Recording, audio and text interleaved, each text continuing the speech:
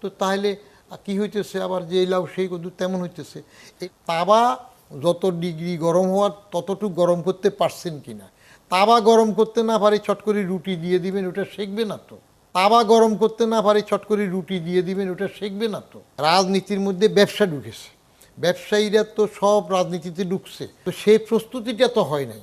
Homework লাগবে তো। তারেক সাহেবের ওয়াজের মধ্যে ব্যস্ত হয়ে গেছে, তো তাহলে কি হইতেছে আবার যে লাউ সেই কদু তেমন হইতেছে। তড়িঘড়ি করে ইউনূস সাহেব অনেক সংস্কারই করতে চেয়েছিলেন, সেগুলা তার বোধহয় ঠিক হয় নাই। আমার মনে হয় না যে কোনো সরকার এনবিআর এর সাথে যথাযথ আলোচনার মধ্য দিয়ে তা এনবিআর এর সক্ষমতা দুর্বলতা যাচাই করে লক্ষ্য চাপিয়ে দেয়। বিষয়টা রাজনৈতিক কিনা লক্ষ্যটা চাপিয়ে দেওয়া। দ্বিতীয়ত, এনবিআরকে যখন বাড়তি লক্ষ্য দেওয়া হলো, সেই সাথে এনবিআর এটা করজাল কিছুটা বাড়ালো, সেই সম্পদ কর আরোপের জন্য একটা ডিসিশন নিল।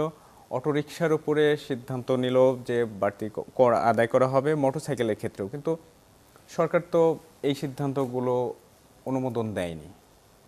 তাহলে রাজনৈতিক সরকারের সরকার জনপ্রিয় থাকতে চাইলে নিয়ম হইল রাজনৈতিক সরকারের অপ্রিয় কাজগুলো প্রথম 2 বছরের মধ্যে 2.5 বছরের মধ্যে সারতে হয়।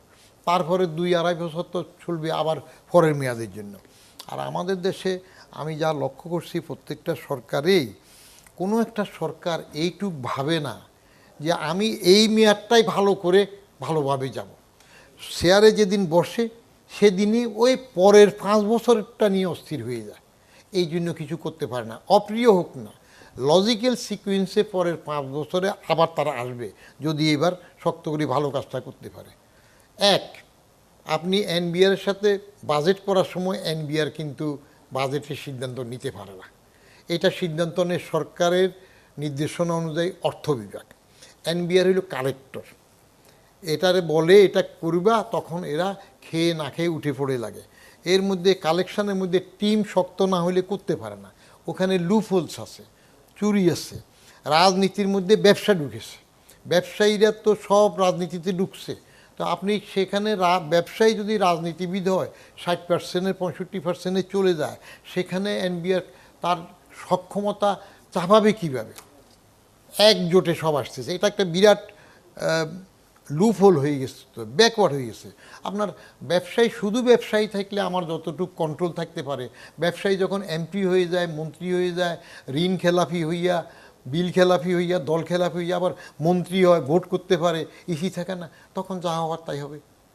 অতএব দুইটা করে কতটুক বেনিফিট হবে বা আদৌ করবে কি না সেটা পরে বসলে বোঝা যাবে। তড়িঘড়ি করে ইউনূস সাহেব অনেক সংস্কারই করতে চেয়েছিলেন, সেগুলো তার বোধহয় ঠিক হয় নাই।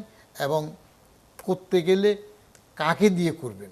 আপনি রুটি সেঁকবেন তো, তাওয়া যত ডিগ্রি গরম হওয়ার ততটুকু গরম করতে পারছেন কি না।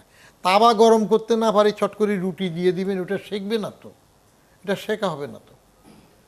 তো সেই প্রস্তুতিটা তো হয় নাই, হোমওয়ার্ক লাগবে তো। সে হোমওয়ার্ক না করে এখন যদি আপনি সাইকোলজিক্যাল স্যাটিসফ্যাকশনের জন্য আবার যেটা লক্ষ্য হতেছে, হাসিনার আমলে যে ব্যবসায়ীরা হাসিনার ওয়াজ করতে করতে অস্থির হয়ে গেছে, শেষ মুহূর্তে সভাতে ওয়াজ করছে, তাদের এখন দেখতেছি আবার তারেক সাহেবের ওয়াজের মধ্যে ব্যস্ত হয়ে গেছে। তো তাহলে কি হইতেছে আবার যে লাউ সেই কদু তেমন হইতেছে। এটা যদি আপনি থামাইতে না পারেন, সেই গ্যামাটে থাকেন, তাহলে পরিণতিটা আবার ওই রকম দিকে যাবে। আবার আমরা বিএনপির আগের আমলের সরকার যেগুলো সমালোচিত হয়েছে, আবার দুর্নীতি 4বার হওয়া, হাওয়া ওভেন কেলেঙ্কারি, খোয়াব, তারপরে পাচার, সেগুলো আবার হয়ে উঠতে পারে। এমনি এখন গ্রামে দেখতেছি আপনার যা হয়েছে, আমি তো গ্রামে গরুর ঘাস তুলে বড় হয়েছি, গ্রামের প্রতি আলাদা টান। গেলে যেটা দেখি আমি পরিবর্তন দেখি না তো। ওই যে আগে যে পান্ডা গুন্ডারা করছে আওয়ামী লীগের, এখন ওই ঠিক আবার নূতন বাজাদের দলের লোকজনরাই করতেছে, 20 আর 40 থেকে সবটা করতেছে, এবং ওদের সাথে আবার একজোট হয়ে করতেছে।